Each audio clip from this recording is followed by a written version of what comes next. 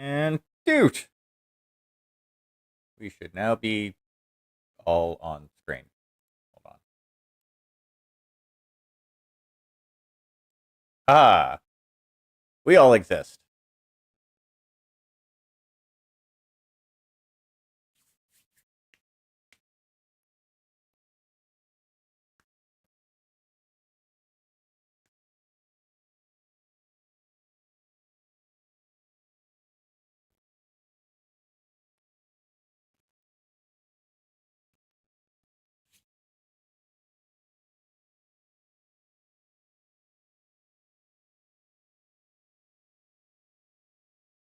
All good here.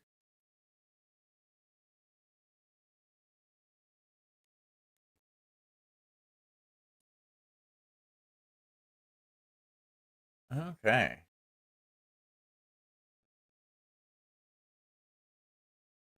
Just missing Cletus in dudes.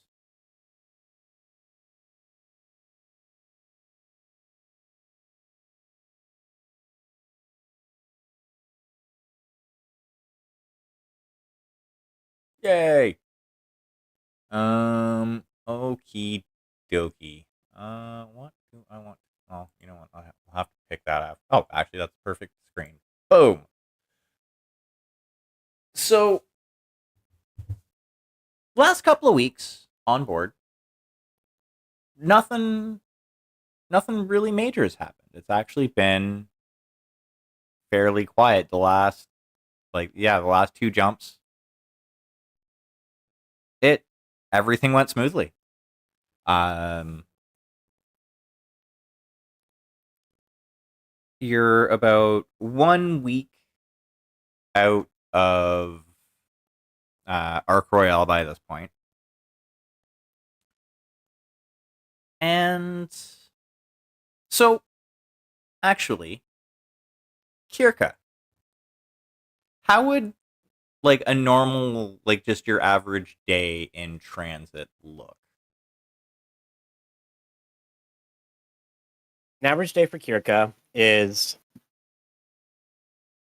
waking up a lot earlier than she would appreciate. Probably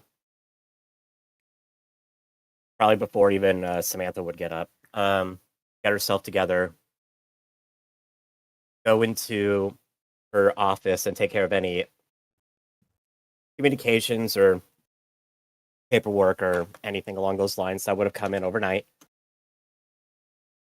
before the start of the day, at which point she would just have like a little sit down with the other star commanders and all see what was going on at their end, anything that they needed um, in the days before, uh, in the making sure that there's any logistical needs are taken care of, checking in with the various offices. Basically, just like a lot of meetings, a lot of people, and the occasional time to do some paperwork and maybe eat. Okay, okay, Yeah, just making sure that things are going smoothly and that there's nothing that needs to be that needs her immediate attention or anything like that. okay. And like, are there any like specific protocols for like the ship in general? Since you're the one who would decide those. Um, it'd be a free shift watch with a little bit of overlap in the schedules, just to facilitate turnover. Um, the ongoing standing orders for the technicians would be to upgrade any mechs that they can using the clan salvage that had been acquired over the past while. Um, so making sure that that's going smoothly and that there's no like weird nonsense that needs to happen there, which at this point it's been going really smoothly. Um, there was a lot of Jade Falcon salvage that got claimed, and that's been helping that process out. um,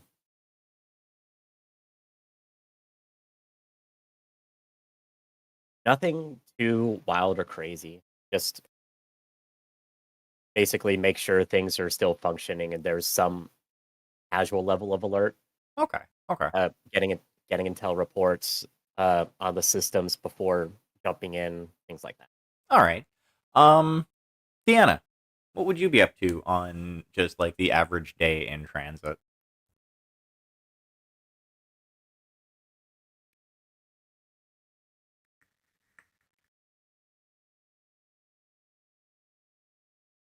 We cannot hear you. Yeah. Is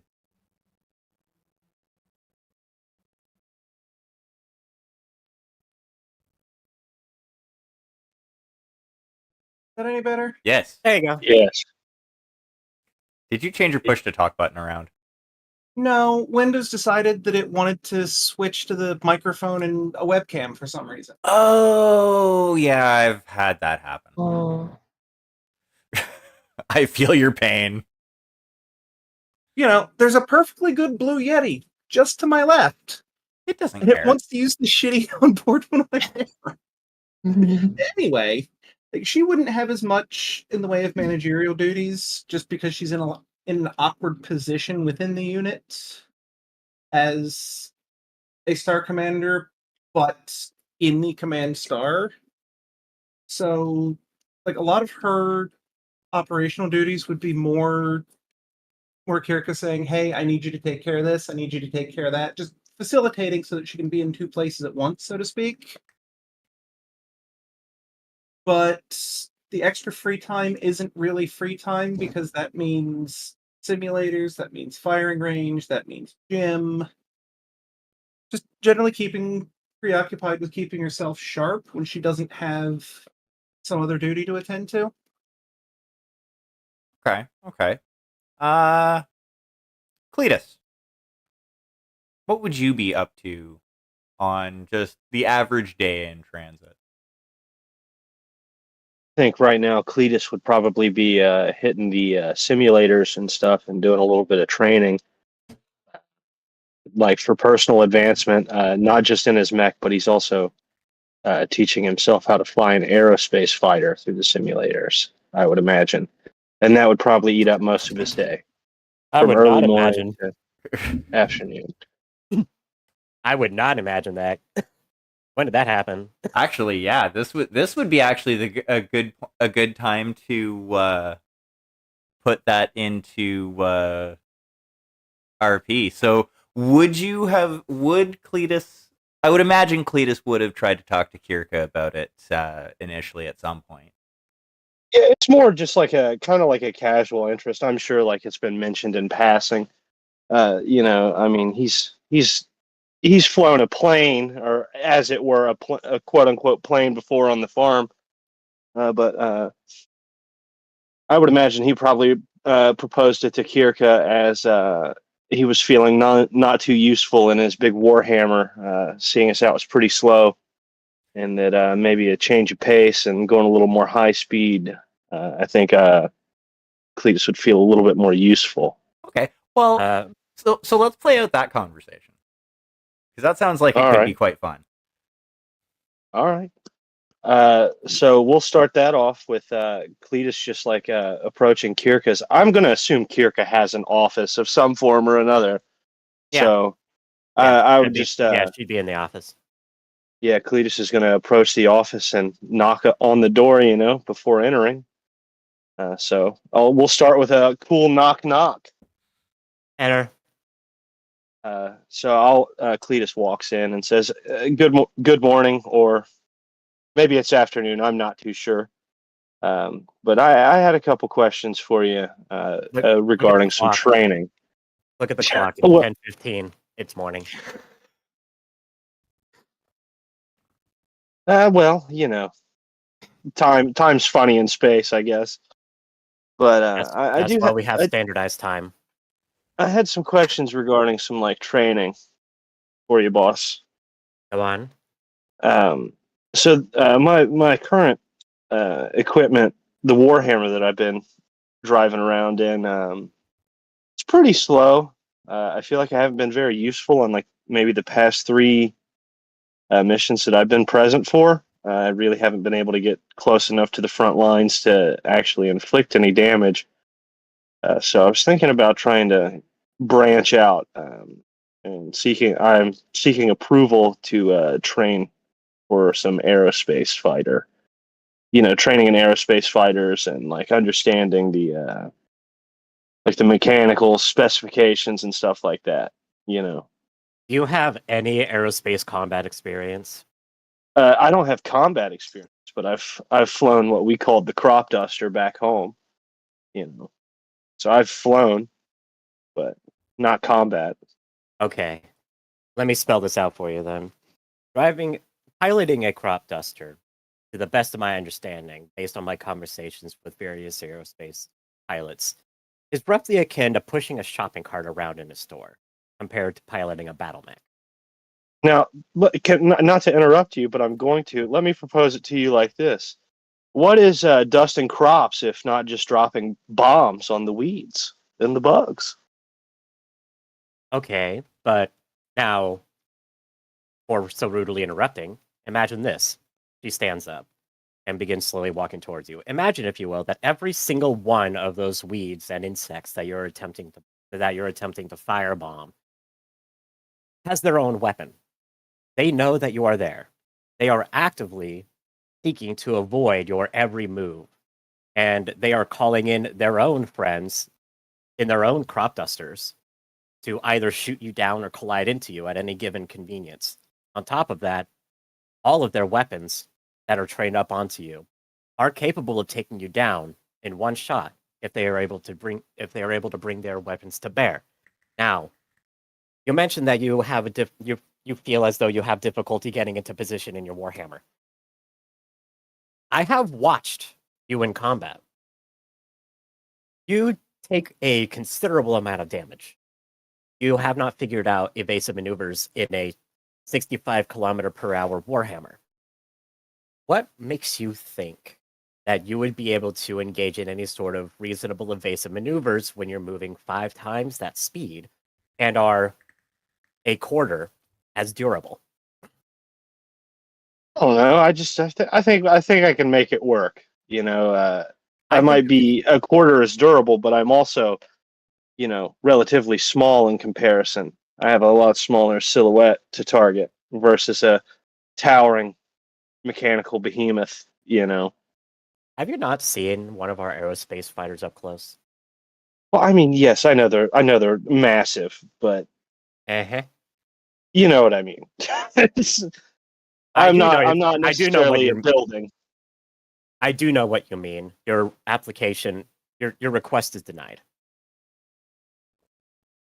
If you Damn. feel if you feel as though you are having difficulties with your Warhammer, then that would be an entirely different conversation. We can consider moving you into a different chassis, one that feels more up to the challenge of getting into position and allowing you to contribute more to the fight in an offensive manner. That being said, personally, I like you in that Warhammer. You are the anvil to a significant portion of the star's hammer. You do not move very fast compared to, say, my Timberwolf or Esme's Falconer, but you do move fast for an assault mech at 65 kilometers per hour. You have considerable range with your PPCs. You are a deadly target, one that must be dealt with on the battlefield. And while the enemies are focused on you, that allows the rest of us to get into more suitable positions in order to take them out. As far as I am concerned, you play a vital role in our star's maneuvering and combat tactics.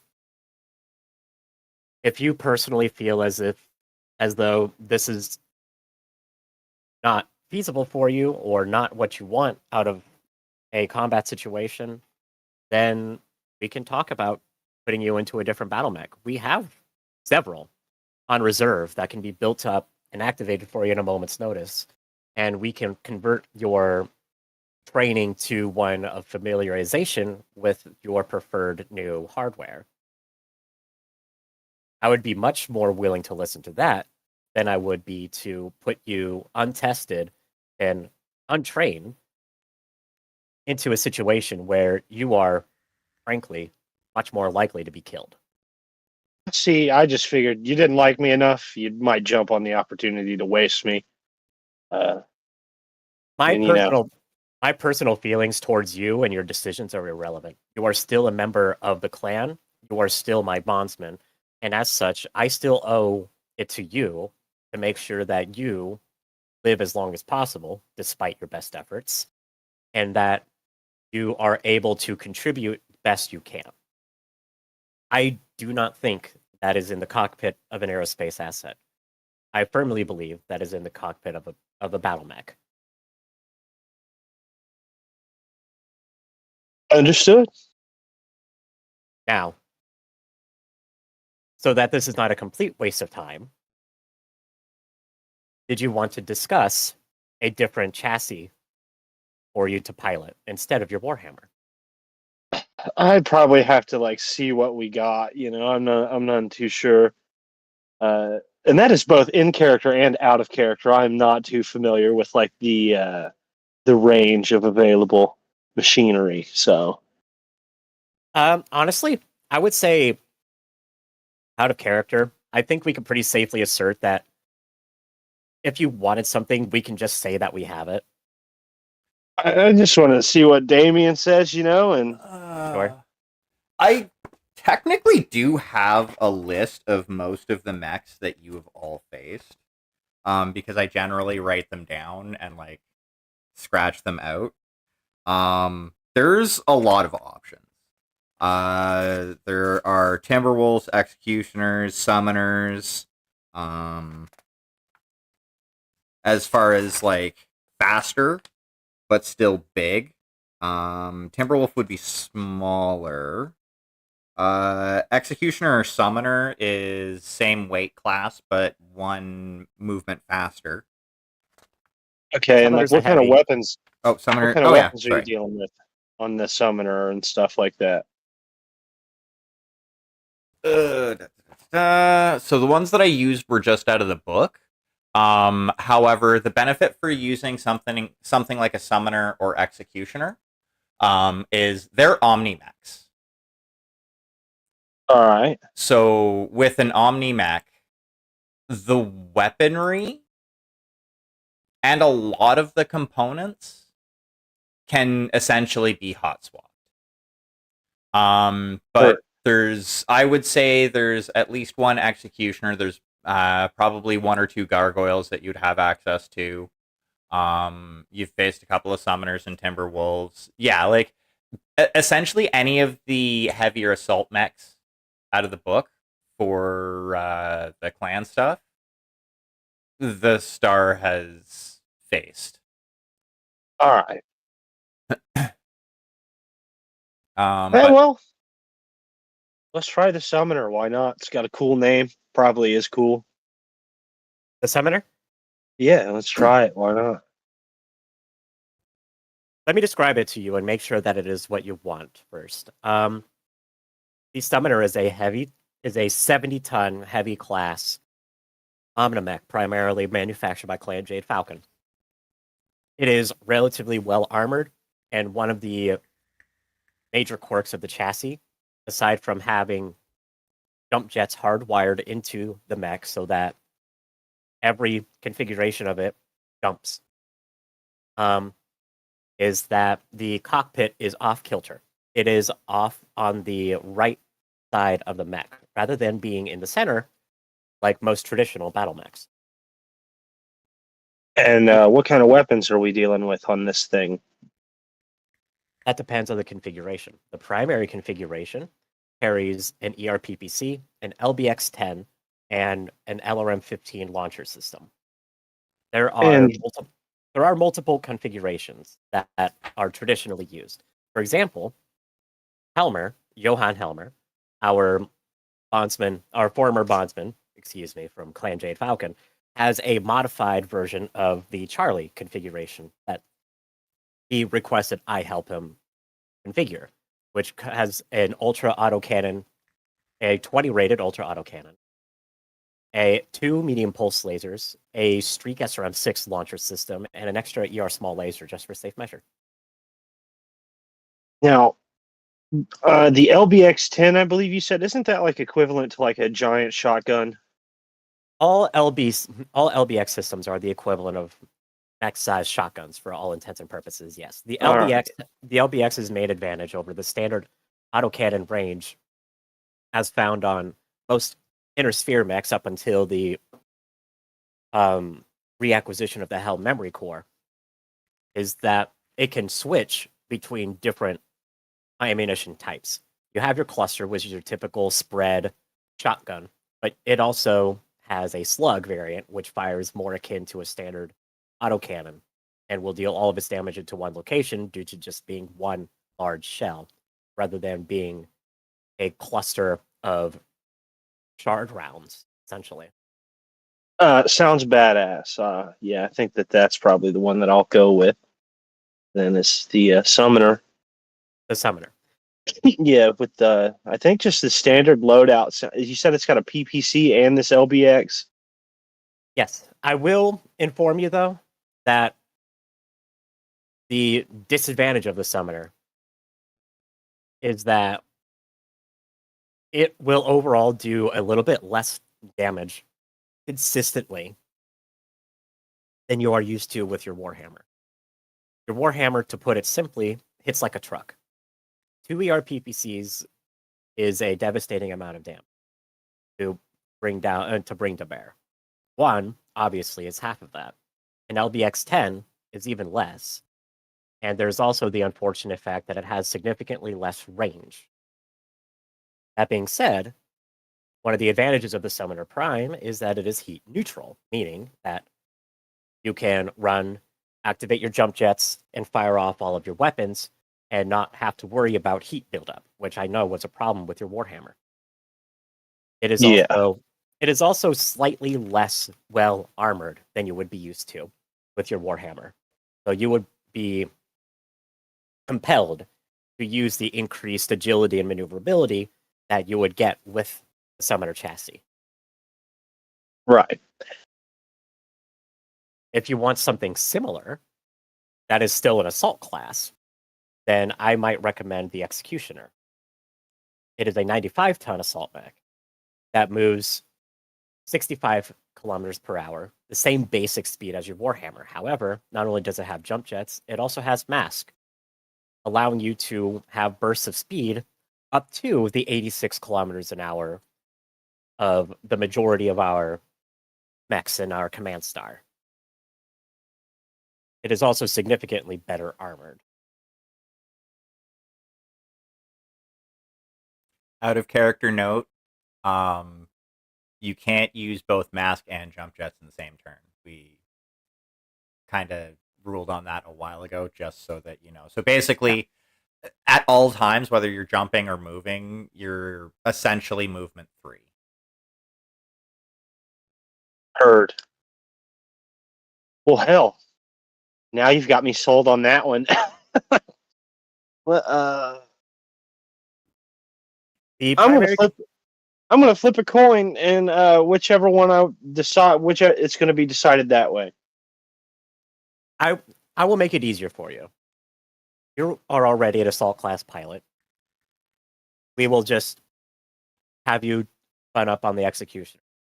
That's what the coin flip said too, so I'm inclined to go with you. Well, there we go. Now, just to inform you, the primary configuration of the Executioner comes with a Gauss rifle, 2 ER large lasers, and a pair of machine guns for anti-personnel. There are multiple configurations. I would recommend doing your research and seeing what configurations we have on file tickle your fancy, as it were. All right. If you have any questions, feel free to reach out to me. I am willing to help out when it comes to modifying and improving upon your setup. Heard. I appreciate it. Of course. And I think with that, Cletus will get up and part part ways with Kirka and just. I guess he's going to go head off and start researching the new mech that he's going to be rolling around in. And then in the back end, Kirka would just push the paperwork through to ensure that an executioner is put on standby for him, as well as send a message to the training cadre with Cletus CC'd on it, saying that he is going to begin daily training for the duration of his shift in familiarization with the execution. Now, out of character question: is the executioner in the book? It is. Page 230. It's the top mech. Heard. Okay. Thank you, guys. Yep, not a problem. Also, I have the Clan Invasion TRO book, so I can at some point in time list off like what comes in what configuration if you're having a hard time finding it. All right. Okay. Esme, what does your average day look like? You're just in space. You're not going down to a planet today. Thanks, Bigway. Yeah.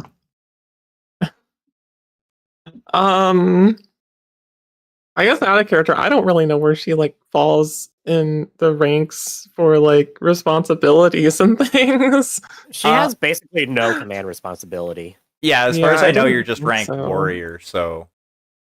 Okay. All right, yeah. I guess I'm mostly just kind of like been kind of on standby then. And keeping myself occupied, and also my skill is sharp by just being in simulators a lot. Okay, so just like average training and stuff like that. Yeah, kind of thing. Alrighty, so it's about, I'll say, 2 p.m. like standard time, so it's like just after lunch. And as you're all going about your day, suddenly the ship, like all the lights on the ship, go out simultaneously.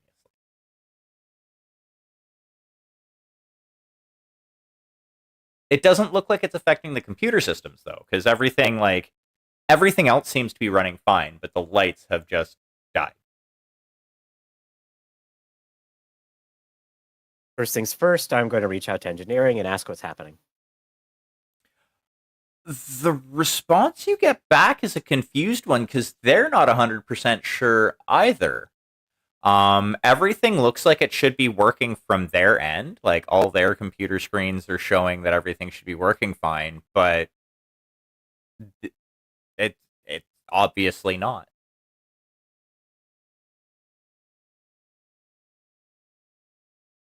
I would recommend that they that they cycle the generator responsible for the lights, and if that happens to. Okay, yeah, they let you know that it's going to be a hot minute, essentially, because it's going to take time for the full cycle to happen. Yep. What else are you doing?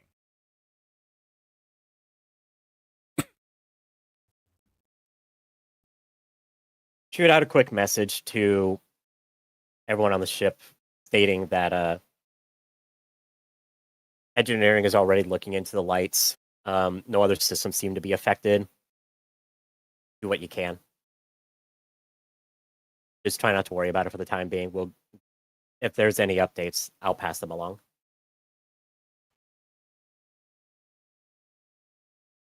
Alrighty. Anybody else doing anything?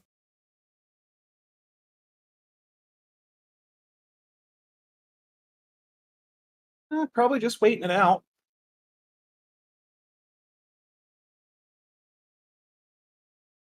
I would probably get like my shotgun ready. You never know what's going to happen out here in the void of space. I know it could just be a power surge, but it could also be a lot more than that. Alrighty. Esme, where would you be at 2 o'clock, do you think? At 2 o'clock? Yeah. I guess I'll just say I was in the simulators then. Because I probably got affected by that. Alrighty. Like So after lunch and all that. yeah, so like basically I'm picturing like you're getting out of a sim to kind of take a break for a moment as the lights are going out. Mm-hmm. You hear a skittering sound. Hmm. Like something small scurrying about. Okay. I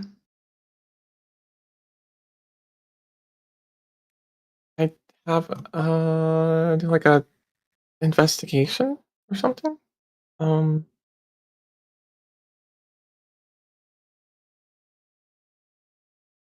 I can't find my stuff. We're professionals here. Yeah. I was trying to get everything going on the fly, and I didn't get open up those. That's fine, that's fine. Yeah, I want to do like a investigation or something. I don't know what.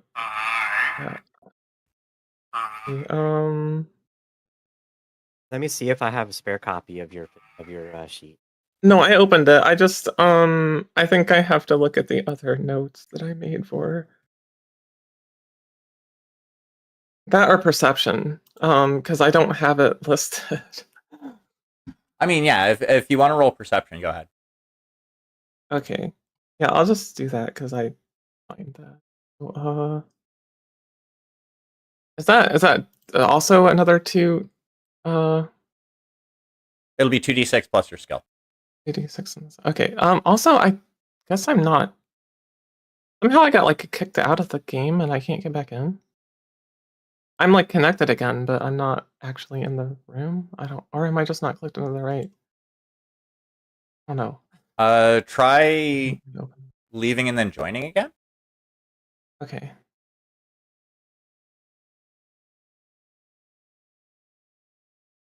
Make sure I have the right code. That might help.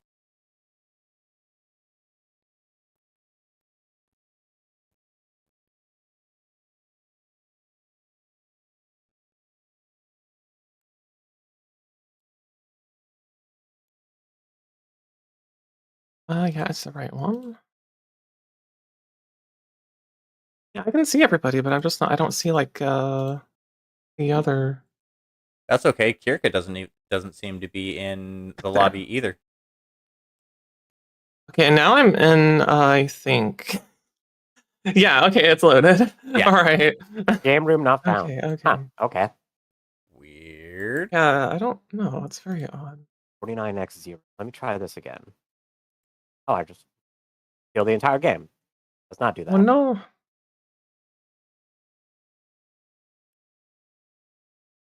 Okay, so 2d6 and then this. Okay.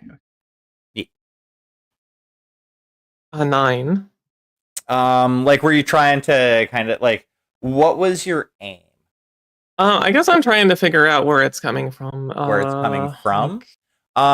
Yeah. So that one's easy. It kind of sounds like it's coming from the other side of the wall. Okay. Like, or rather, the other side of like where you expect the wall to be, because it's dark. Okay.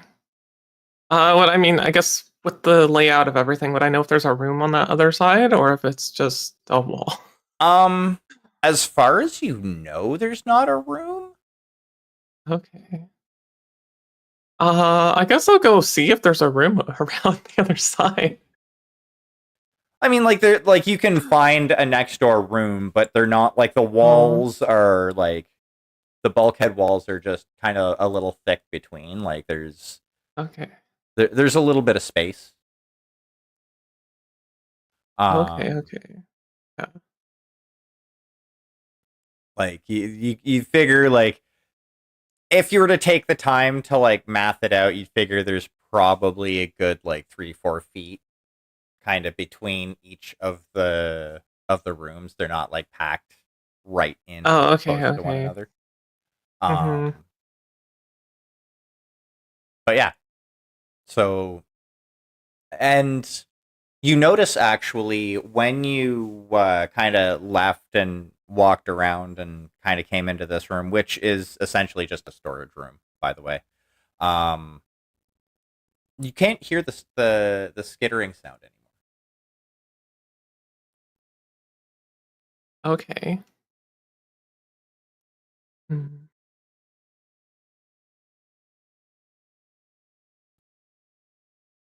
I guess is there's probably stuff in this room and like I don't know, boxes since it's a storage room. Yeah, Like there's crates.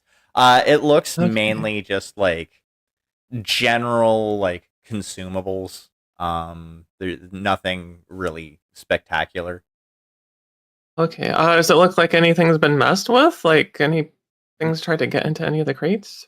Not that you can tell. Like Okay. you'd have to like to if you wanted to take like a good close look, you'd have to like Mm. start moving boxes around and stuff like that.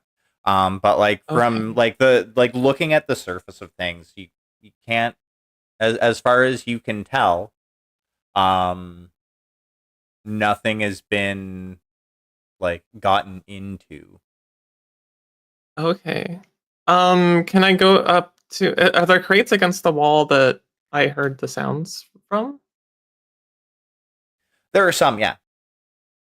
Because like yeah, I don't know if I can get up against the wall or like look behind those specific crates.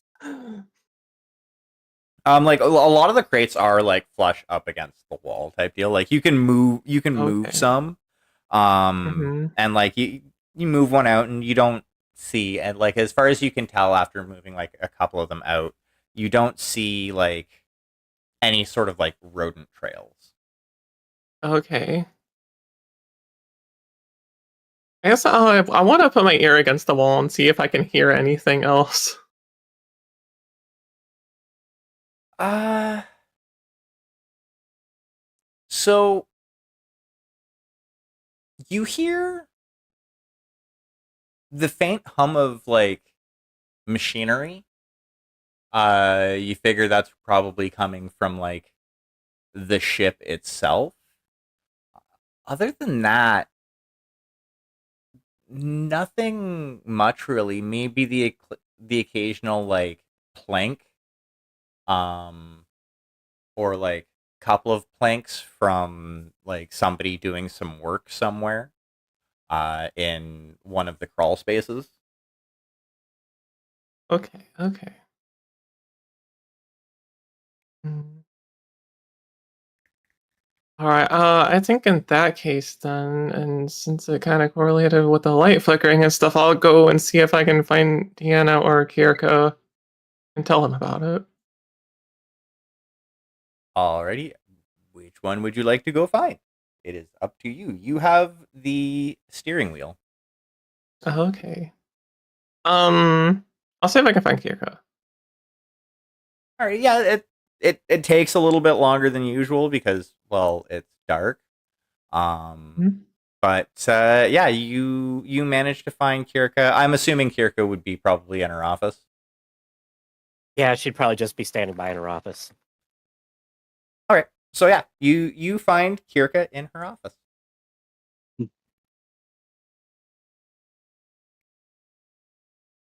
Oh yeah, hi. Are you busy? Aside from waiting for an update from engineering, neg. Okay, well I have something interesting that happened. Okay. It might have something to do with things. I was in the simulator right at the end. I was getting out right as the lights flickered, and I heard some scurrying happening. Seemed to be coming from the wall. Scurrying in the walls. Yeah, scurrying in the walls. I went around the other side, and there wasn't any sign of anything. So it seems to be something with the walls.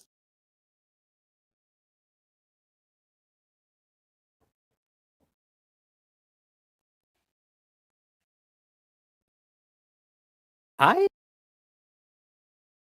would actually like to do a leadership role, and hear me out.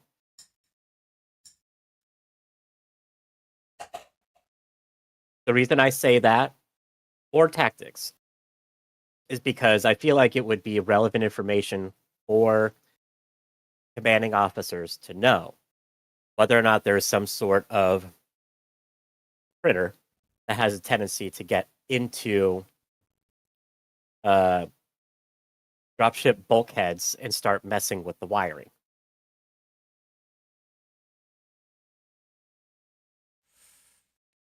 Okay, so I am not going to make you roll on that one.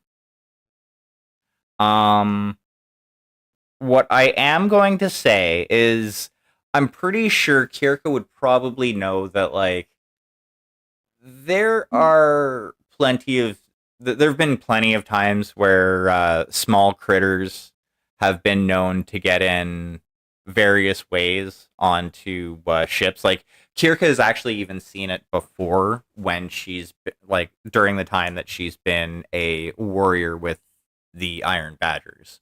Occasionally, like, people coming back from a resource run will either accidentally or even on purpose thinking, hey, I want this as a pet, bring some sort of animal on board, and it, like, gets loose.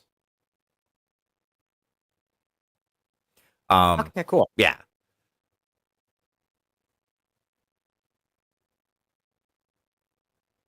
Okay. That is actually tremendously helpful. Did you happen to hear it going in any sort of particular direction before you left the Sim Bay to come discuss this with me? I did not catch that, unfortunately. It got too quiet too quickly. I see. Okay.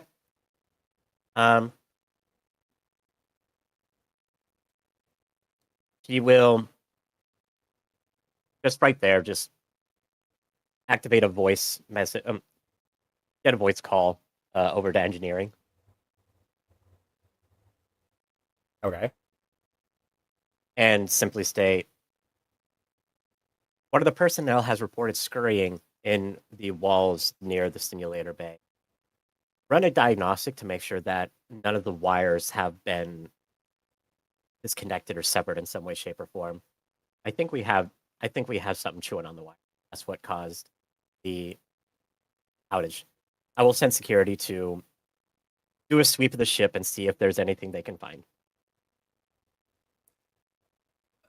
Aft, Star Captain. And then she'll make another call to security.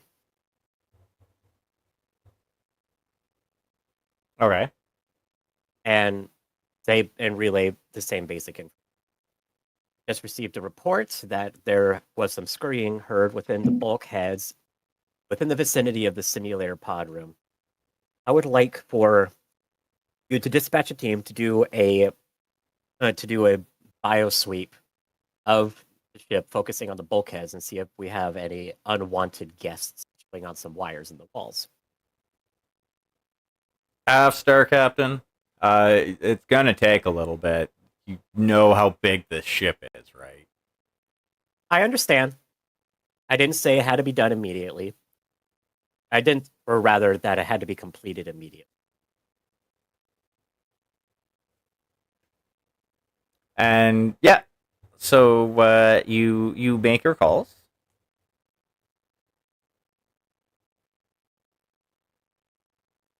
And then send another message.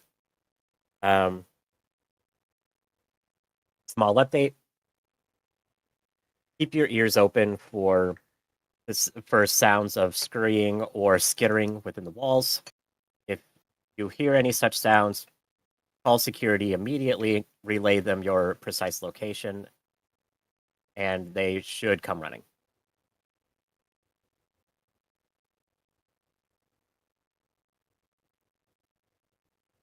Alrighty. Deanna or Cletus? You two hear this Well- message. Well,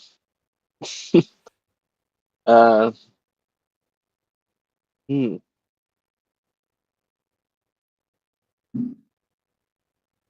Could I please Can I get a ma- repeat of the message? Miss Puffer was acting up. If you hear noises in the walls, contact security. Ah, okay.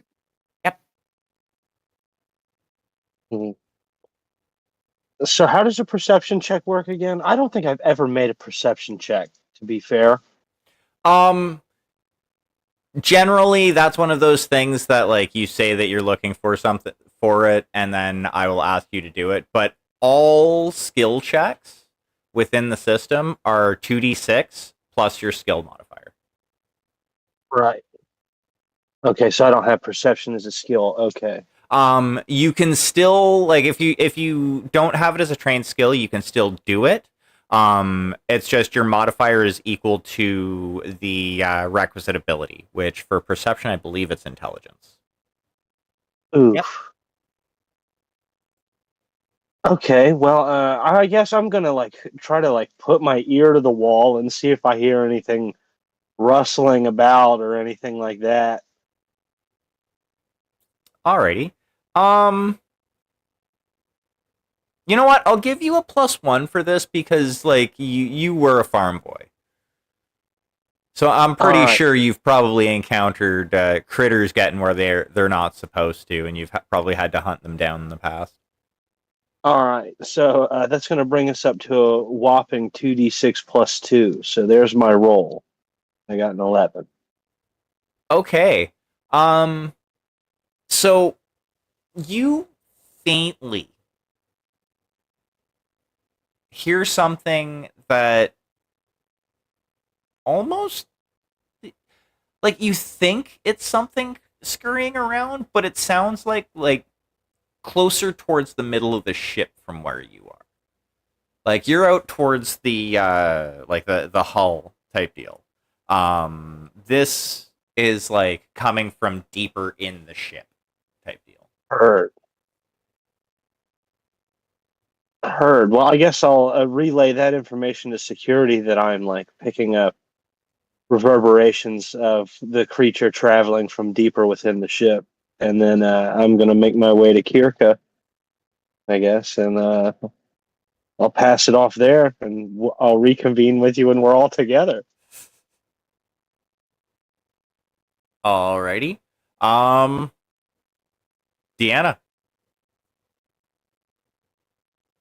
Yeah, she'll keep her ears open, but isn't going to go specifically looking because that's security's job. She's not exactly an exterminator. Technically, neither Well, are okay, they. an exterminator of or a exterminator of rodents, at least.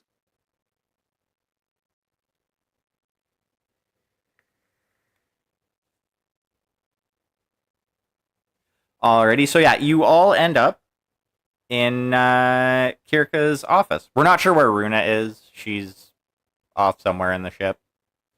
Um,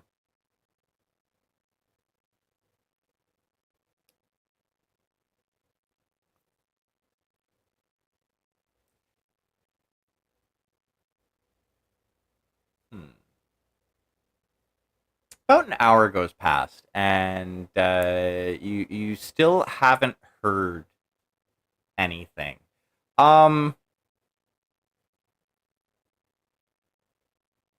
Kirka, please give Yeah. me a perception check.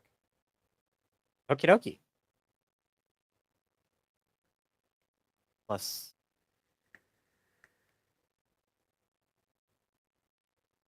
14. Alrighty. Yeah, so you feel something fuzzy rub up. Well, you feel a weight rub up against your leg. I'm assuming you're wearing pants, so you wouldn't really tell if it was fuzzy or not. That is a bold assumption. Well, are you wearing pants? She wears shorts. Okay, so that's fair. That's fair. I should have asked. I should have asked. So yeah, she hates her uniform and will only wear it on official occasions. Otherwise, she is in her usual like almost Daisy Duke cut off shorts, some sort of crop top, and her leather jacket with her command pins. Alrighty, yeah. So in that case, you do indeed feel something furry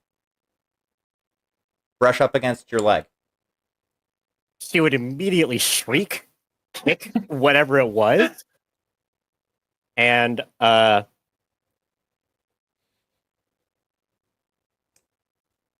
scene is set. Open roleplay commence. okay.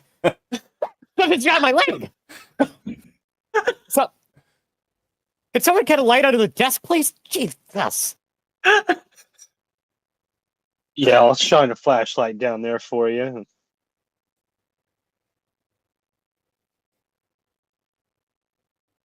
Yeah, you don't see anything. I will say that when you kicked out Kirka, you didn't feel any like weight against your kick. Like it had gotten out of the way before you had booted it. And fuck. Now, how do I describe this? Have you ever held a ferret? No. Fuck. I have held a rat, though. It's not the Are you- same. Like, Are you telling me we have wall weasels? Well,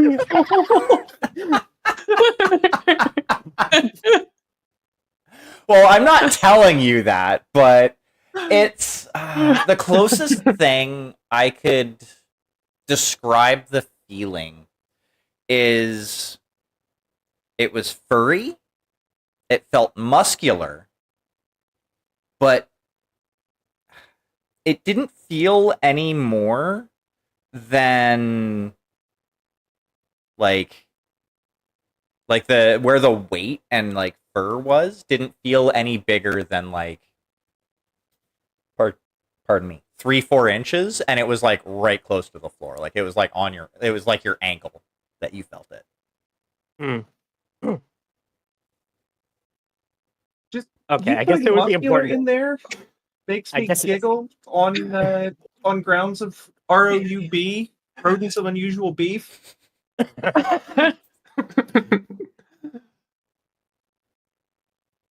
Let's see. One of these fucking things coming at me.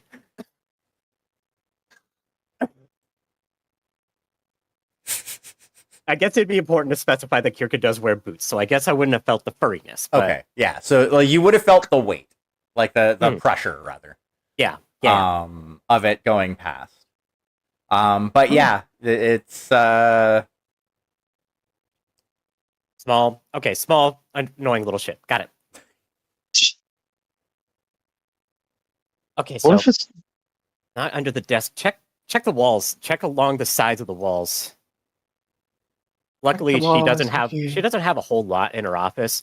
There's like a bookshelf, but for the most part, it's relatively barren. She doesn't have a lot of decorations in there. Just like a shelf of documents and a couple of awards. Nothing too crazy, but otherwise it's pretty barren. So the walls, for the most part, are unobstructed by shelves or furniture. At her desk is near the back of the room, and a little bit far enough away from the bulkhead that she can kind of like scoot back and lean if she wanted, because sitting straight is for straight people, and she's not one of those. sitting straight is for nerds and not the good kind. Exactly. Okay. So you look around a little bit, and you can't seem to find it. However, after like moving a couple of things around, you do see where it may have gotten out, as there is an air grate towards the floor. Basically like an air intake grate.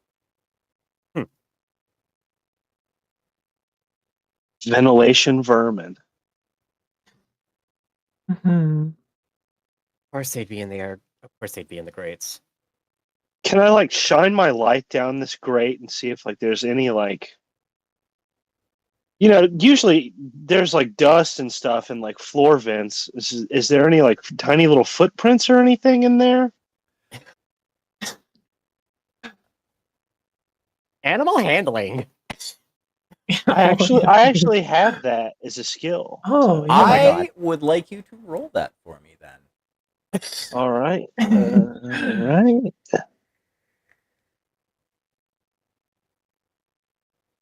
All right. There you go. I got a 10, which is not great. But It's not the greatest. Like you're looking around, and you can see that this isn't like there are some critter tracks. May though I politely, sorry to interject, may I politely remind you that you can burn edge on skill checks as well if you wanted to do something with that one. like, is it worth it, you guys think? You just re-roll the one? Yes. I think Alright, it'd be very worth it. I'm going to do that. So just reroll 1d6 then. Mhm. Oakley Dokley, And There then we that's go. a 4. So that would be, 13. yeah, a little Alright. bit better. So yeah, like you do see some tracks. The thing you notice though, is this isn't necessarily it almost looks like whatever it was had been here a couple of times. There's a Type path. like that. Yeah, it's the critter has been here a few times, and you can tell with the improvement of your role that it is indeed something related to like a weasel or a ferret, something in that kind Oh of no. species of, well, I should say Wait. genus of animals. Aren't Class. badgers mustelids? Aren't they like? Aren't Yes, badgers? badgers type are of also weasel? mustelids. I was just about to say that's really funny. Yep. It's a wall badger.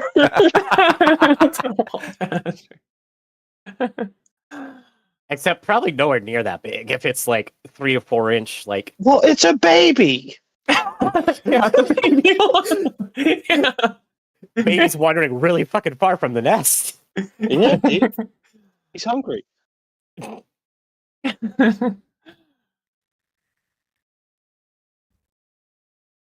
Well, I guess I'll tell you guys that I've determined that it's some type of weasel-esque creature.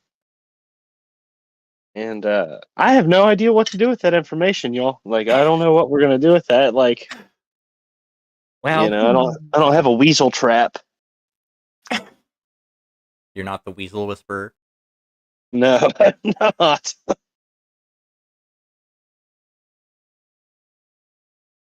weasel, huh? And they're in the vents.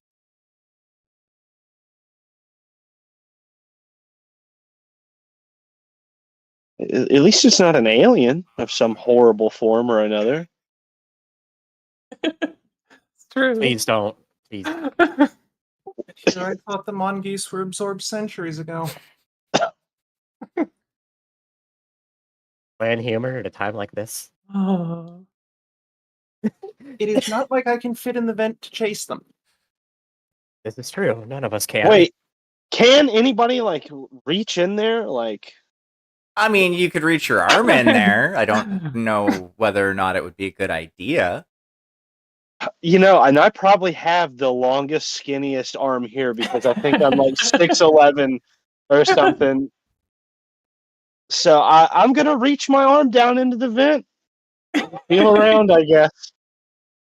Oakley Dokley. Are you trying to get bit? Yeah, I am. It's seeming like it.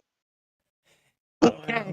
You reach your arm into the vent, and you feel around a bit, and you can feel something with your fingertips, and you pull it back, And I'm assuming somebody else is like holding the flashlight to kind of illuminate the Yeah, area. that she can do. And Kirka, you notice a pen that you had lost like a week ago in Cletus's hand. Other than that, yeah, there's nothing in the arm's reach of the front of the vent. For that one.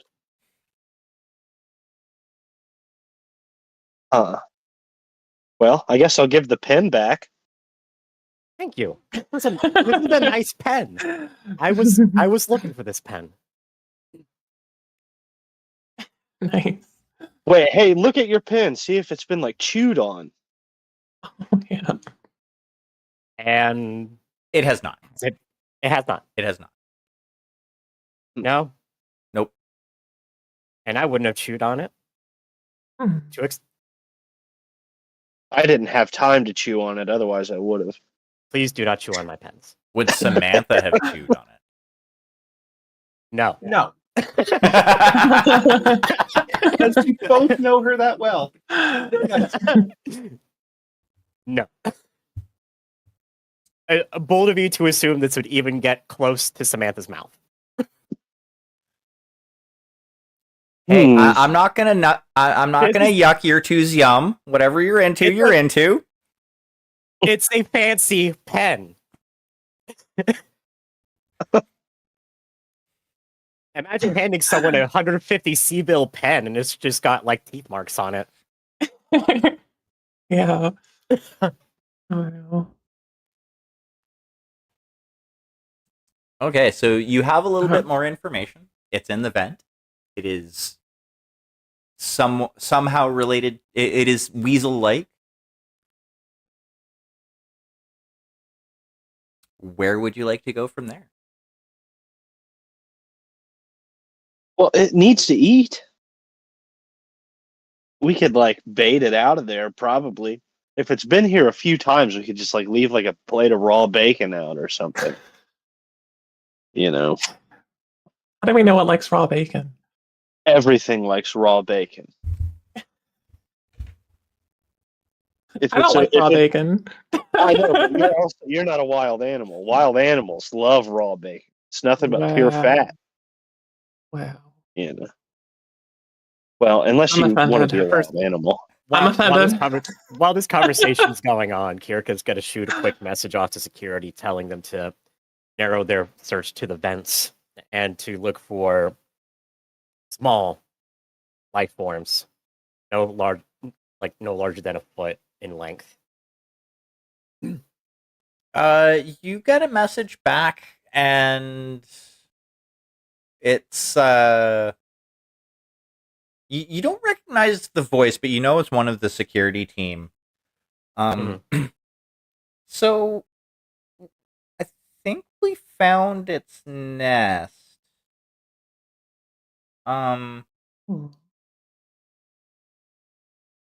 Whatever it is, it did a number on the wires. We have somebody from engineering here trying to fix the problem, but they're not sure how long it's going to take. Though that means it might be harder to find this thing because we may have scared it.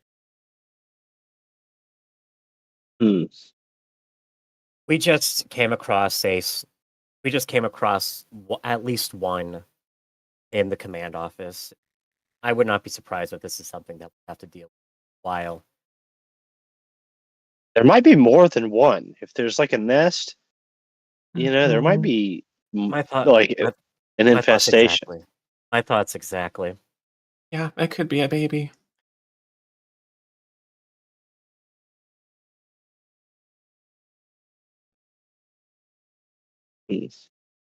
Do what you can. I understand that the timetable on these things is fluid.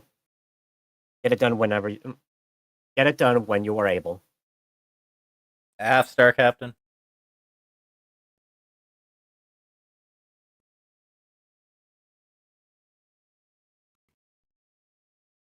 A thought just occurs to Kirka.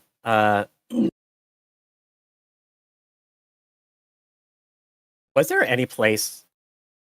Where? What are the places that we had been to in the previous jumps? Well, before all this started happening, I deal with in the past, like jump before last. I think. Jump before last would have been Great X, because it would have been Great X that you'd stopped at. Then you did one jump, and now I think, because I think Great X is 2 jumps away from Arc Royale. Yeah, something like that. Yeah. So now you're on essentially the last leg to Arc Royale. Okay. Yeah, let's see. Animal life forms, breathable atmosphere, forest.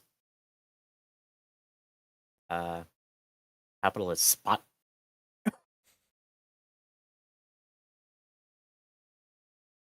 I know that Kirka sent the medical personnel to take care of some things down on the surface.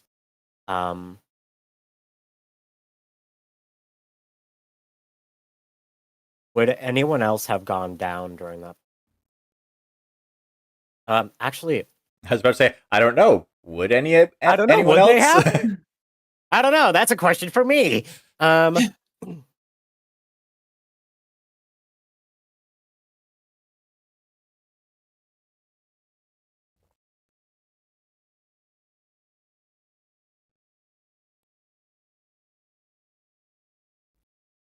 She's having a thought. She's gonna send a message to the kitchen staff, because we always need fresh food.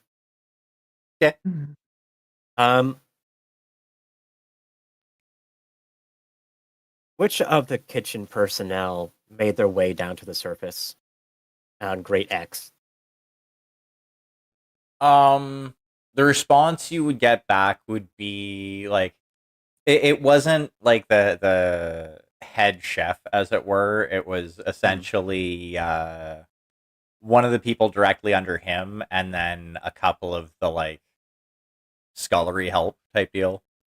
Like some of the people mainly responsible for like dishwashing and cleanup, the apprentices, as it were. She would request that they be sent to her office. Oh, okay.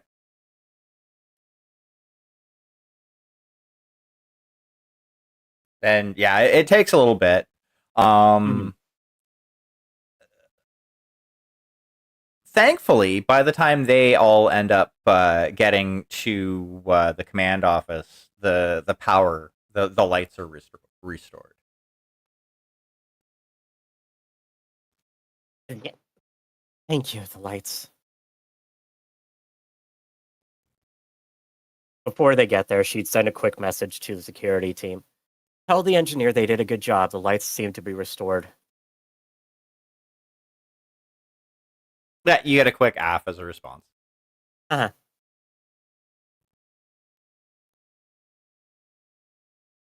then who comes to the door? And I'm actually going to suggest that if someone else wants to play one of these kitchen workers, that they be given an opportunity to do so. I am 100% down for that. Yeah, so essentially 4 people kind of filter in. I said it was one of the essentially sous chefs, and then I'll say 3 of the like apprentice / help.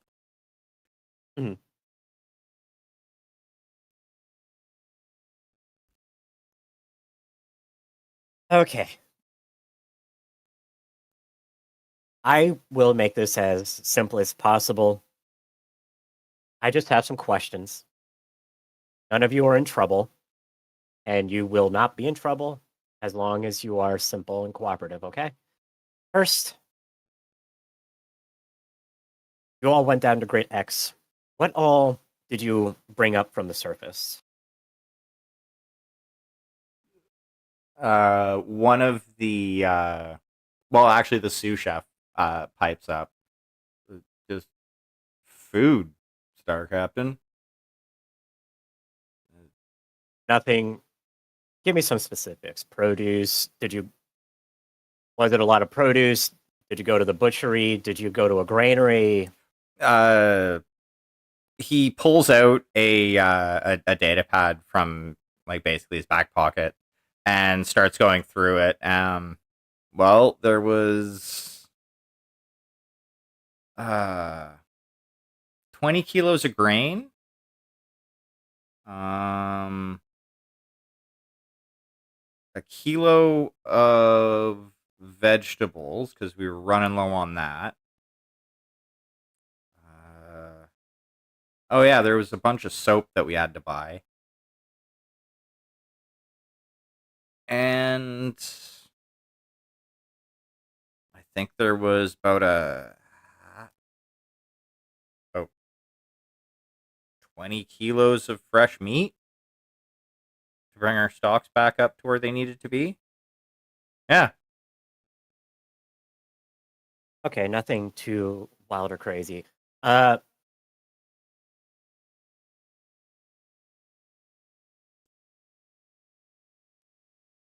And did you happen to make any other stops aside from just those?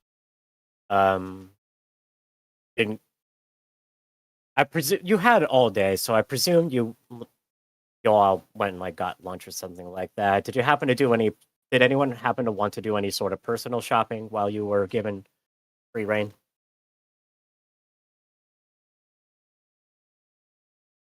At this point, he kind of looks back to the apprentices. If anybody wants to take the reign of apprentice, I'll do it. perfect.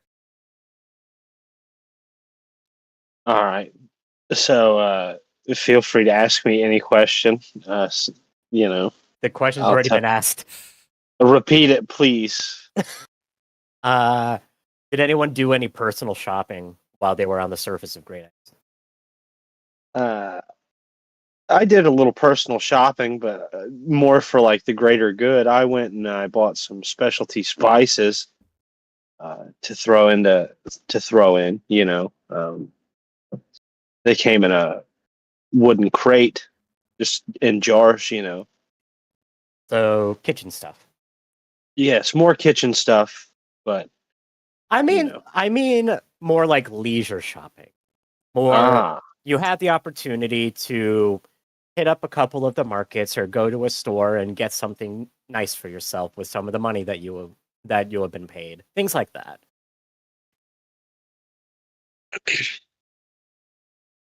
Well, We got another one.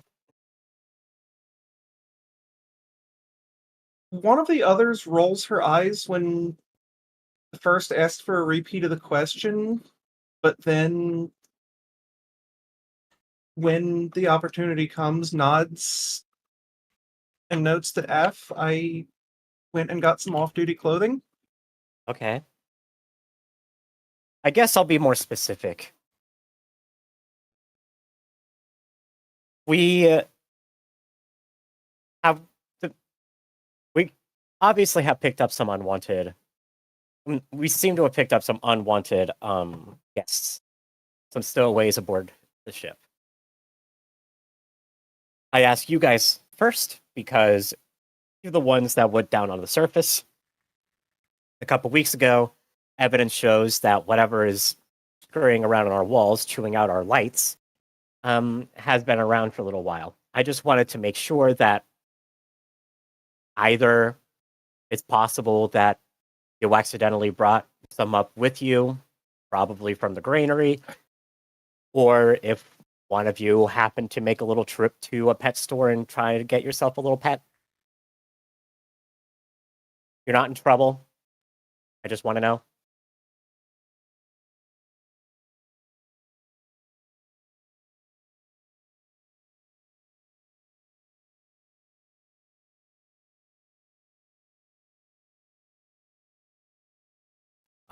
So yeah, it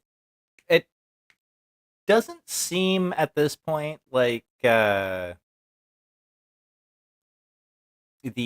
kitchen staff know the origin of the critter as yet. Fair enough.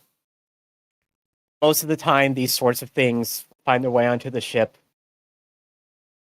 Find their way onto the ship through the kitchen. So I figured I would ask all of you first. Keep your eyes open for any sort of critter tracks or paths in the vents. Do what you need to do to make sure that it remains a non-problem for you all. That's all I really ask. No other questions, comments, observations about this topic? Y'all are free to go back to the kitchen, I guess. We got supper's gonna be a pain today. It is. I am sorry.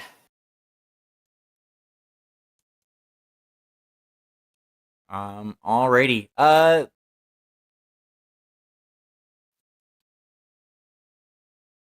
Next would be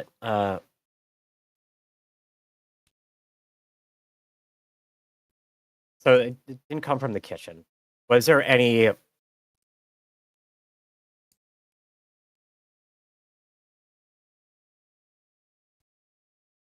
I have a question. Yeah. If it's like, it's nesting in wires and stuff, right? We could like check in like the mech bay areas, for like wiring damage and stuff like that on like our personal mechs or any of the other mechs on the ship, or any like anything like that. And if there is damage in those areas, I mean, we could always check the security feed, because I'm sure that the ventilation is not directly connected to like a mech, chassis. It would have to cross like the floor in some type of way, or we could check like repair records in that. Yeah, I have no idea. I've never dealt with space vermin. I've only dealt with planetary vermin. that is not a bad idea. Any security cameras that we would have in there would probably not be able to spot something that small, and they are not in every small corner where these little guys like to do their thing, unfortunately. True. It is not a bad idea, just unfortunately would probably be a waste of our time. We already found their nest, so I guess now we just need to find them. I do not want to have to exterminate. I would rather, but honestly, The alternative is trapping. the alternative is trapping. Yeah, I trapped them. Okay, It's worth a shot. Yeah. it would probably be more successful than trying to hunt them down room by room and vent by vent. Seeing as how I'm like the farm boy, I could try to like make a trap or something. I am We have sure you could. What kind of check would that be? Like, would that be another animal handling, or? My gut instinct would say survival. Yeah, I was thinking either survival or animal handling could work.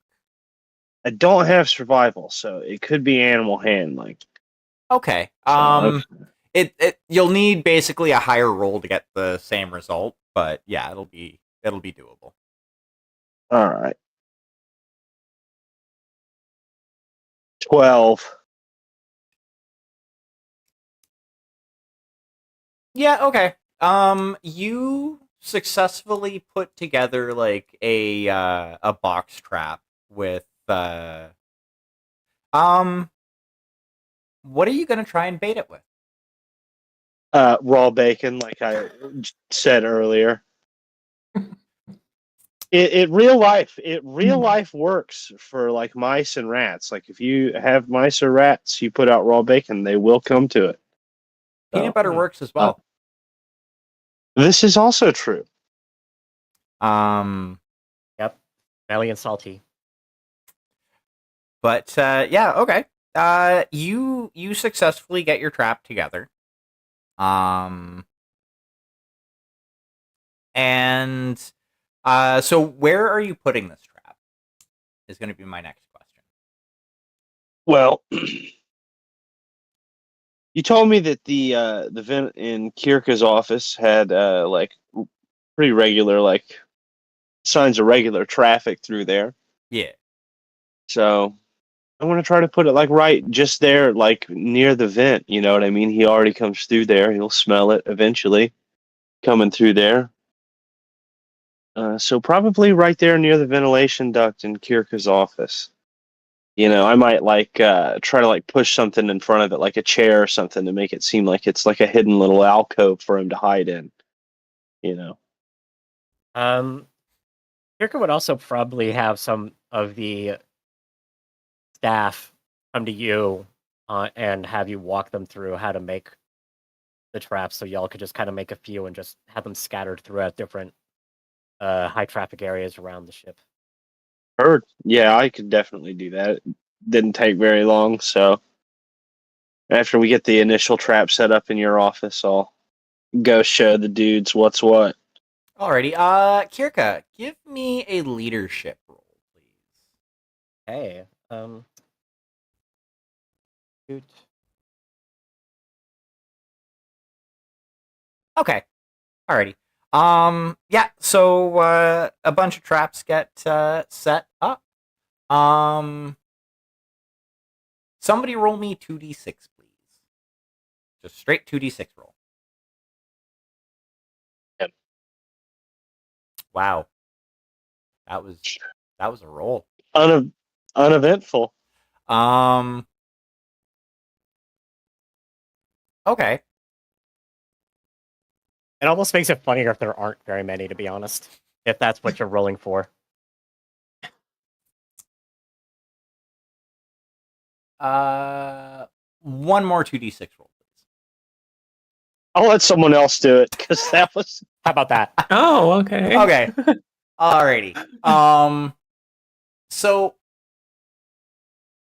about 2 hours go by. Now, are you all just kind of chilling out in the command office for this whole time, or what? I would what all rather you they up to? didn't. I would rather they didn't. I'm sure there's still things that they need to be doing as part of the regular duties. It is. It is Power's my. back on. Deanna can get back to work. Yeah. It is still work hours, and it is. And Kirka's office is not it's not a coffee shop. It's not a cafe. It's not a cool hip place to hang out. um. Okay, so a couple hours go by, and Kirka, you hear a large slam come from behind you. I would just about jump out of my chair until I remembered that there is a trap.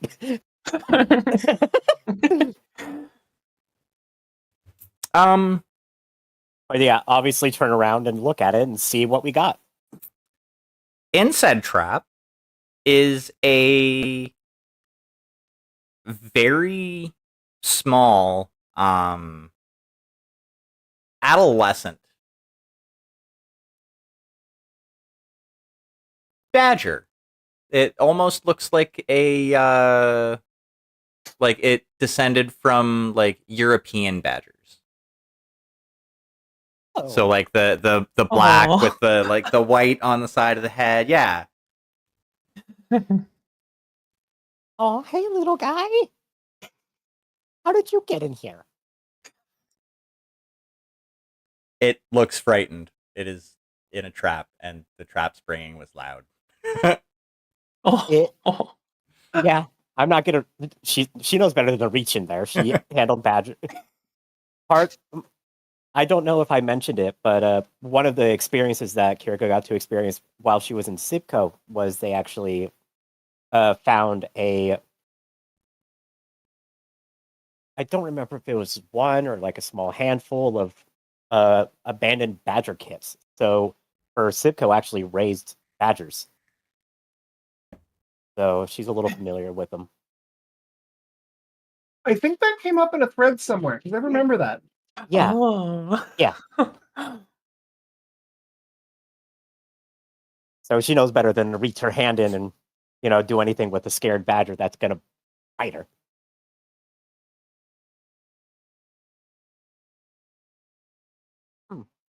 But she is gonna look at it and just be like, well, shit. We can't. I almost can't bring myself to do anything bad to them.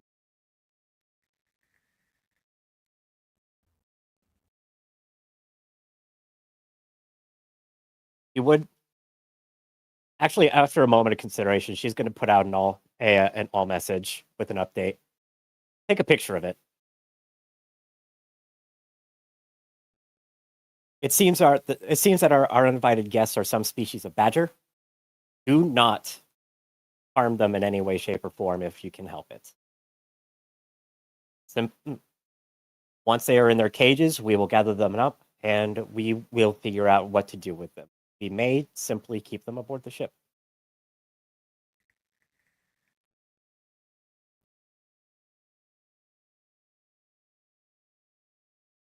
It's about 5 minutes later when she just gets a text message from Deanna remarking about how apparently her totem has found her.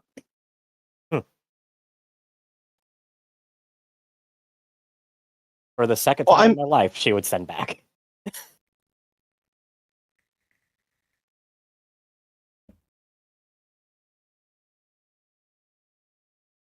I mean, we're obviously keeping this thing, right? Yes, we're keeping all of them. We have badgers.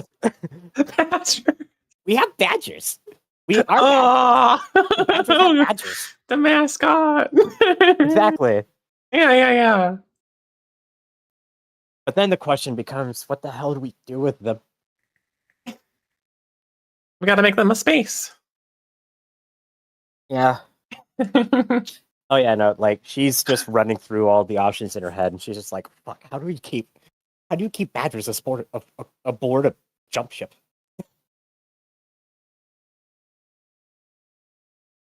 Very I would assume carefully. the same way you Very carefully. the same way you keep anything else.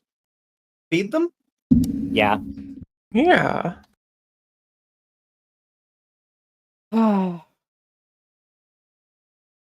We go is just going to be like a massive ecological disaster. We're going to introduce badgers to like countless alien worlds that they've never been to, and we're just going to cripple the ecosystem permanently.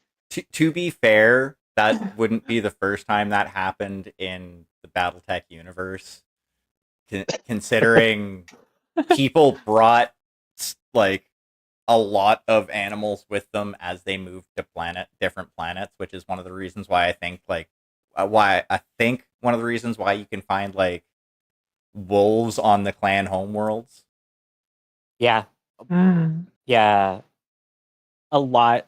Pretty much all of the clan totems were made from animals that were brought from Terra and then genetically modified to deal with whatever wildlife happened to be a pain in the ass for them.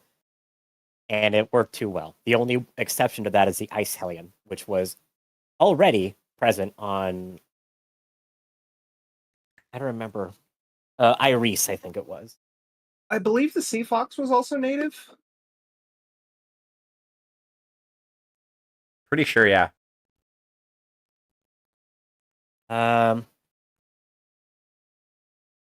Yeah, it is native to Stramechti. But yeah, that's right.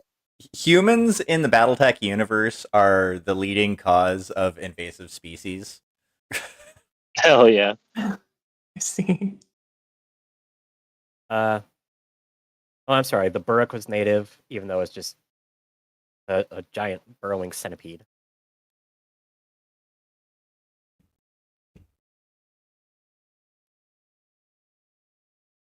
Clan Burrock, because somebody at FASA watched Tremors too recently. Pretty much. For its time and the fact that like they leaned into the camp, those were great movies. Yeah, Oh, Tremors is and then great. the Nova Cat. Okay, so 3 of them. Hmm. The rest were modified. Hmm. Actually, no, 4. The Ghost Bear. Oh. And the wolf wasn't modified; it just adapted really, really well. But Yeah. it was Terran. Mm-hmm. Same with the Coyote. Yeah, that doesn't surprise me. Coyotes are bastards. Yeah, they are.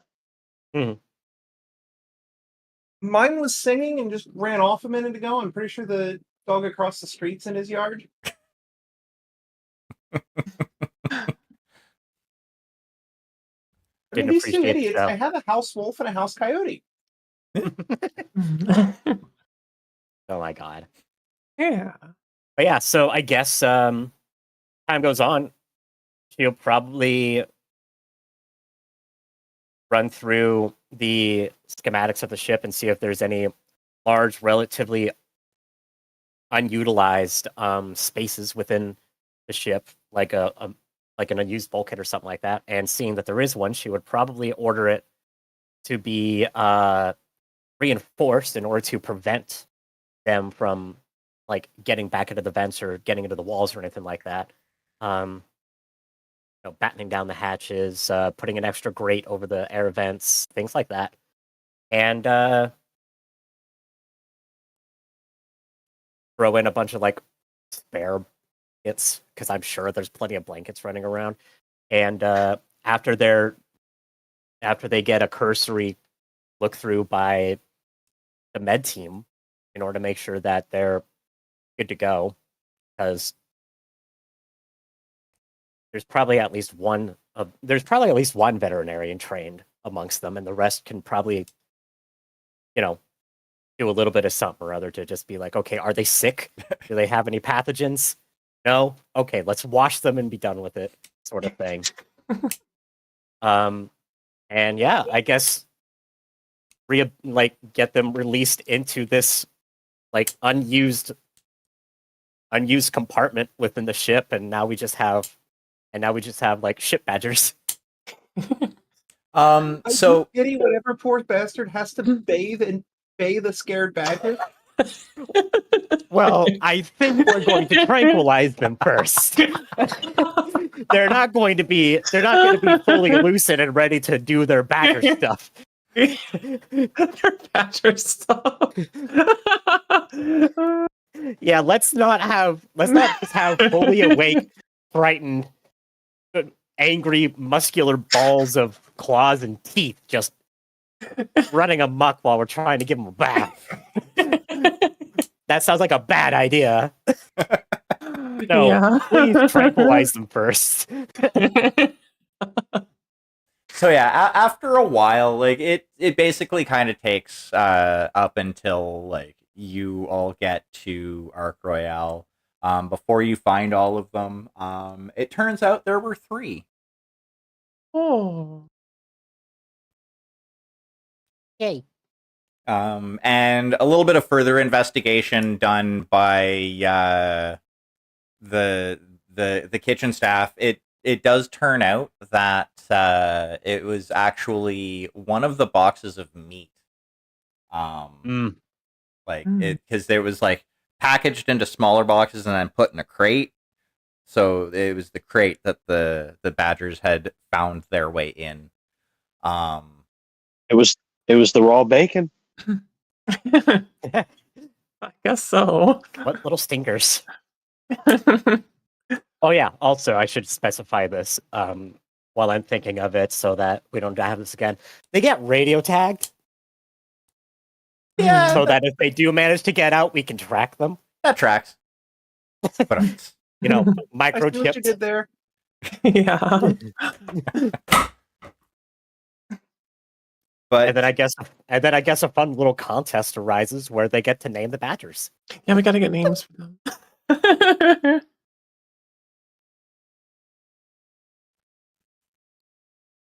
bunch of challenges spring up. That's just a stupid name. I'm issuing a patrol. Yeah. I declare a trial of refusal for that stupid name. Oh my god. It's perfect, but it's also so terrible.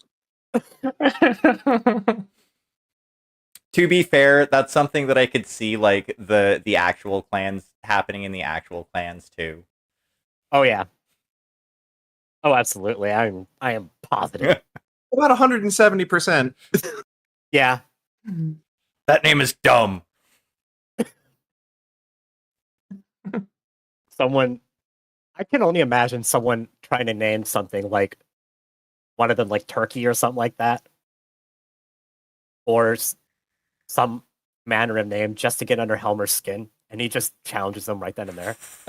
Yeah, I could. Like, when Hack did the low gruff voice, the first thing that came to my mind was Helmer getting strangely invested in this process.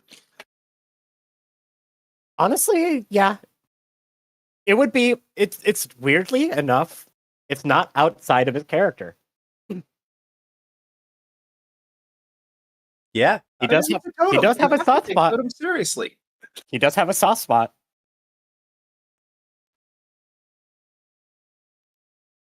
Okay, it's canon. He gets way too invested. He gets way too invested.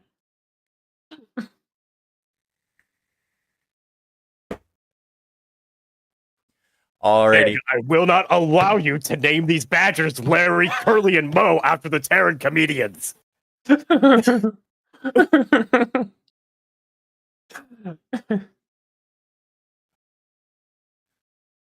can see it. Anyway. Why not Biff, Bart, and Bill? What about Ed, and Eddie? Hey, also Wow. would work for me. Figured somebody would talking get the about- reference. You're talking of about course. my childhood right there, dude. I was like little. Yeah, I could just see a fist fight breaking out over Alexander, Nicholas, and Andrew. Oh no! Yeah, I could see that ruffling a few feathers. Yeah, I could see that coming to blows. Yeah.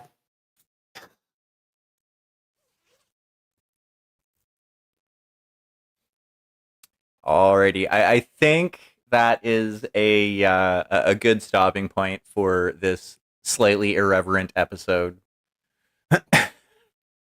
Cute. All It was right. a nice little filler. Yeah. I actually enjoyed it a lot. So Well, we've been having a lot of like higher stakes episodes happening, so something nice and light is fine. And I figured if I did like a shore leave episode, that might bring back a little bit of trauma. right. The first episode or like the first session was shore leave, and it turned into a lot of fighting, and yeah, people from Yeah. Kirkus Past came in, and Yeah. Hell yeah. It was a team building exercise. They It got was. into a bar fight and then murdered a bunch of dudes that murdered Kirkus' parents. Oh, wow. Yeah. And thereby Well. robbed her of her comeuppance pretty much immediately. Hell yeah. maybe not. There's still a chance. I mean, sure, but still. Oh, that's okay. But What I want. It was a really important moment for her, though, because that was like the first time where, like, it almost immediately, as part of the art, kind of sank in. It's like, oh, maybe revenge is not actually a good thing because this was really empty. So it had its own benefit. Oh, that's okay. For what I originally had planned, I wanted everybody here for it, but since Mike had work, I couldn't really do it because, like, you guys have kind of made an enemy that's going to be powerful. Oh. Well, I was thinking in this section of space. Yeah. Well, I mean, you gotta also remember. Let me pull the map back up from, I guess, 3057. That's the closest. Yeah, the Steel Vipers are right there.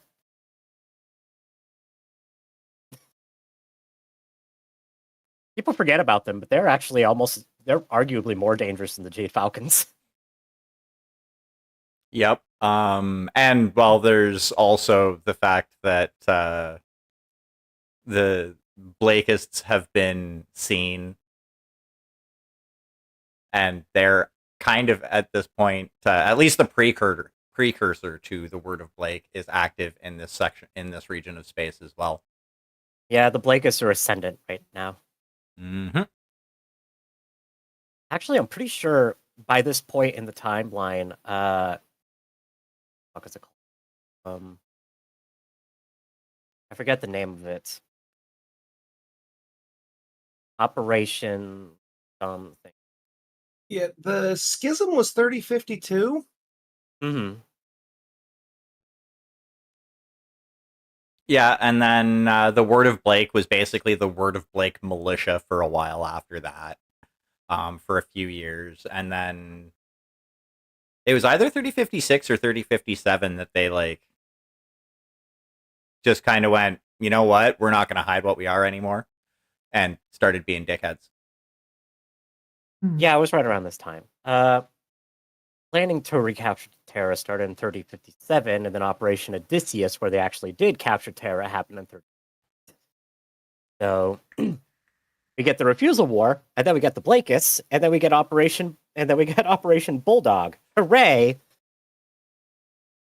Yep. Oh God, could you imagine the shit show of them going with Serpent instead?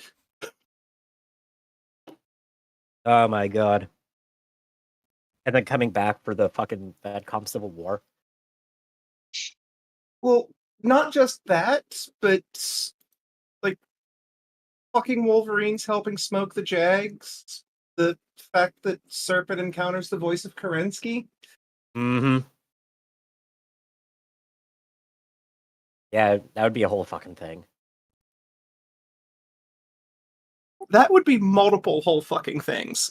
That would be a lot of whole fucking things. It's a whole fucking thing of whole fucking things. Yeah, interesting times are coming.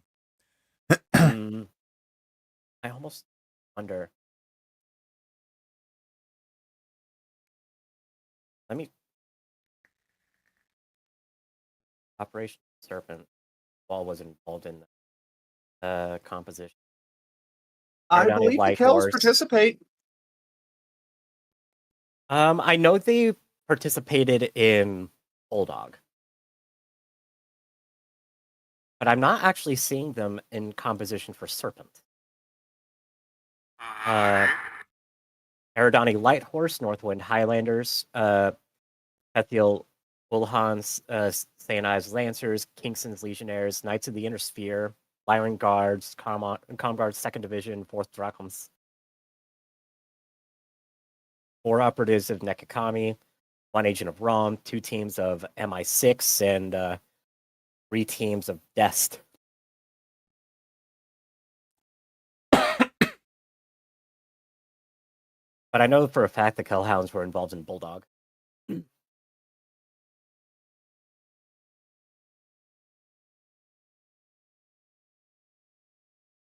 were probably too busy administering the defense cordon. Because that was a thing during this time as well. So you're saying that they would go, but would have to send a proxy in their place because they're too busy. Yeah. Yeah.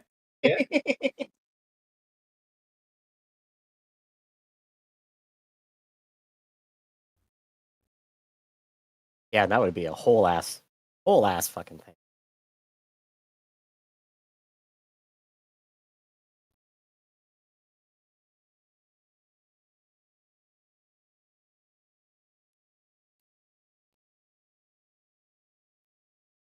Oh, anyone have any good names for the Badgers?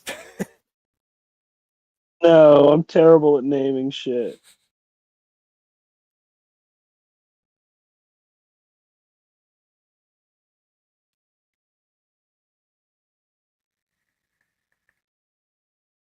can't think of anything right now. Any commenters? Is anybody watching right now? Let me see. Well, nobody making comments about potential names for any of the Badgers, but it is we are definitely open for them. Anna, Yeah. how about your chats? I have one person that's mentioned mushroom, and then one that would just be named Badger, and then the other one Snake. Oh my fucking god. Yeah. That's worse than Larry, Curly, and Moe. Yeah, that's what Solnir said. That gets floated, and pretty Halbert great. is just, That's and pretty Halbert doesn't even bother with the batch hall. That makes no sense. Yeah. Aw. I'm just asking because I figure it may as well. Like, I'll probably jot them down as part of the post session. I just Yeah. wanted to see if there's any like ideas floating around to bring in there. You know. Yeah, that's fun. Yeah.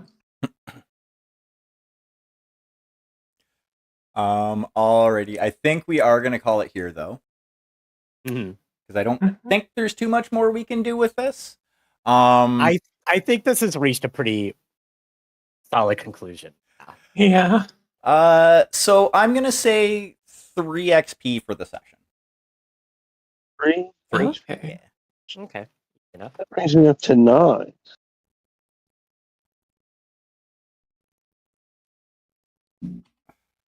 Oh yeah, I might almost level up one skill. Ooh.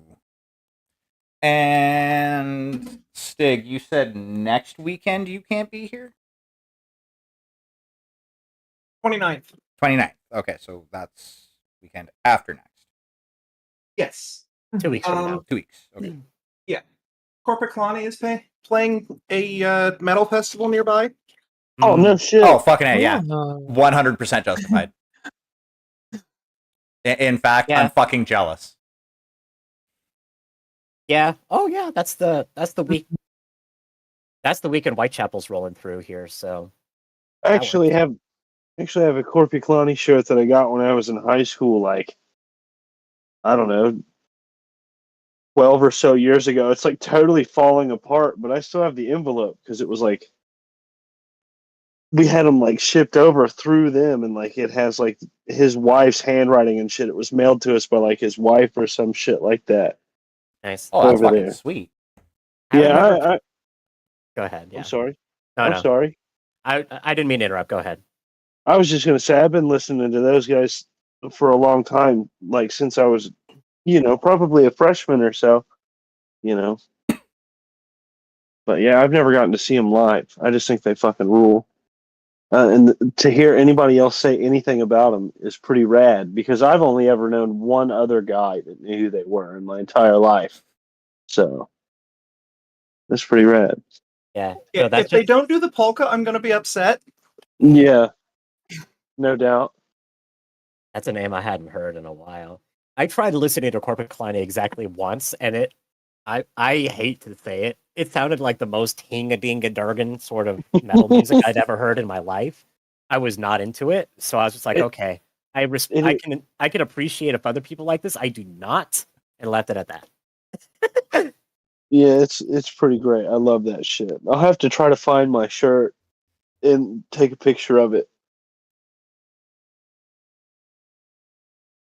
But yeah, it was good playing with you guys tonight. It was fun. Yeah, this was a So- blast. Oh, yeah. Yeah. Fun, and a nice, cute conclusion. Yeah. Now we got a mascot, Yeah. See, sometimes the sessions have happy endings. This was Yeah. a nice, yeah, this was a nice happy ending. They're not all, Yeah. let's make Kirka's hair grayer. Ah, it doesn't fucking end.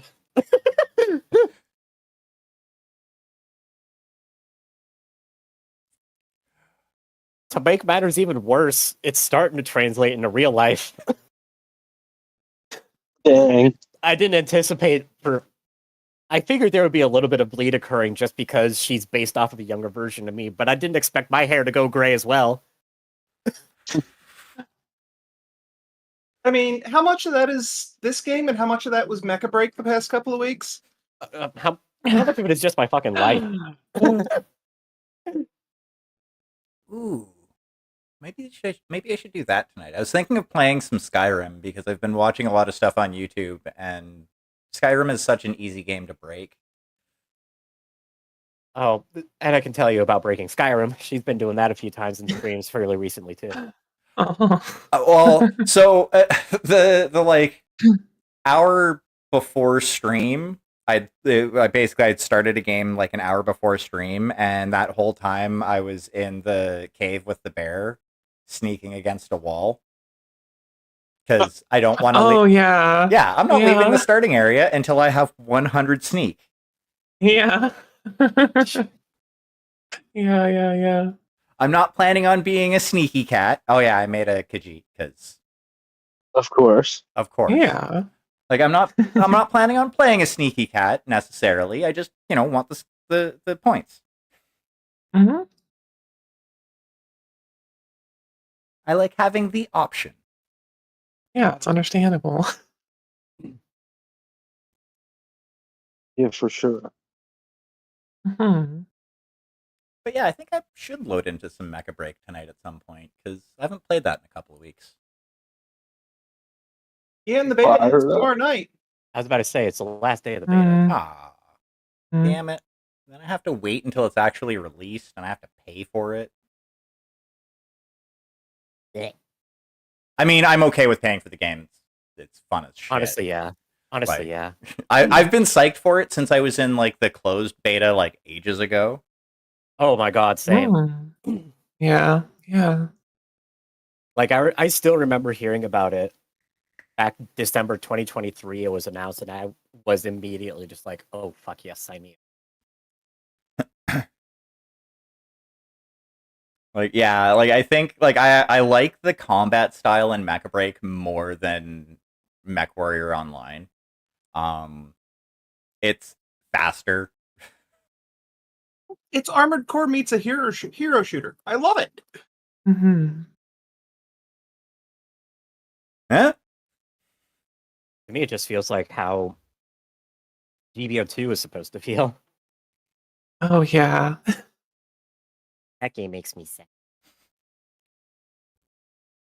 Well, I mean, you can tell that like Gundam is where they took their primary inspiration from with the design of most of their mechs. Oh, very much so, yeah. And then they have the big chunky boys. Mm-hmm. Also based off of different Gundams and like they're all based off of their own. They're all based off of a slightly different. Yeah, I do so love my big chonky Daka boy.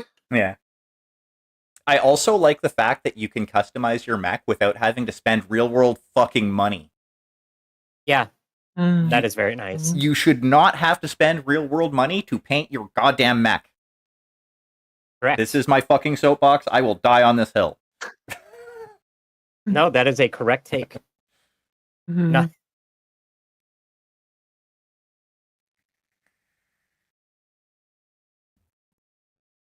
Though they're going to shove microtransactions in that game. Yeah. They've been pretty. They've been pretty adamant that that's not something that they're going to be doing outside of like cosmetics. It's either going to be that or they're going to have like paid battle passes. You can kind of tell with how the UI is set up for that. Yeah, I mean, I can see the battle passes, and that's kind of what they were floating with the whole Inferno thing this time. But even then, Inferno is not the strongest mech. It's just popular. So, like, I don't mind it, honestly. Yeah, like it. I tried it in trial once. It kind of seems like a laser shotgun. Yeah, it's like it's okay. It's fun, but it's honestly outclassed by. But it's outclassed by some of the mechs that are already available. Specifically Hurricane. But I don't. But yeah, no, I don't see a problem with that. Yeah, I love Hurricane because it's simultaneously like really broken if the player's good, and also welcome food. Yeah. Well, I don't know. Welkin is a fun mech. I don't I don't know. I don't know if they changed the way it plays between the first beta and this beta. They did, yes. Yeah, it doesn't feel the same. It was a lot more fun in the first beta, I found. A lot of people complained that Welkin was oppressive in the early betas. So over time, they've kind of bounced towards walking it back a little bit more, so that it's still strong, and it's still very strong. Yeah, but it's not like the absurd powerhouse that it was, that it in particular Panther was, which Panther got gutted. Panther's still annoying. Like, Yeah. with a good player, Panther is fucking annoying. And the fact that I think we can say that about pretty much every mech in the game says that it's in a good place balance-wise. Just needs some fine-tuning. Every mech is annoying in good hands, and that's how it should be. I mean, Elyseness is kind of easy mode. It's only easy mode because it has like 3 or 4. It has like multiple health bars. But honestly, its DPS outside of melee is a little lacking, and even then, it's not melee dedicated, so it's just kind of there. Well, I mean, with melee and the Elyseness, I found you have to conserve your energy more than, say, the Welkin.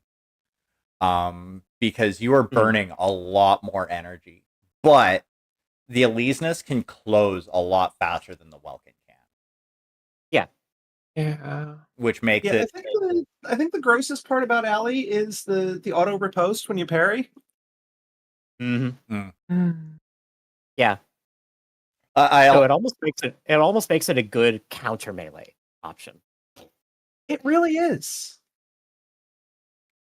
And if you've ever seen Zoner in it, it's like they're a fucking menace.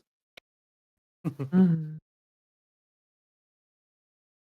played alongside the monster. Yeah. Yeah. I probably have. But yeah, so I think I am going to dip off at this point for a bit, and continue running against a wall for a while, and I will probably go live again a little bit later. Yep, I'll get out of the VC Okay, too. yeah. All right, see you all later. Yep. Okay.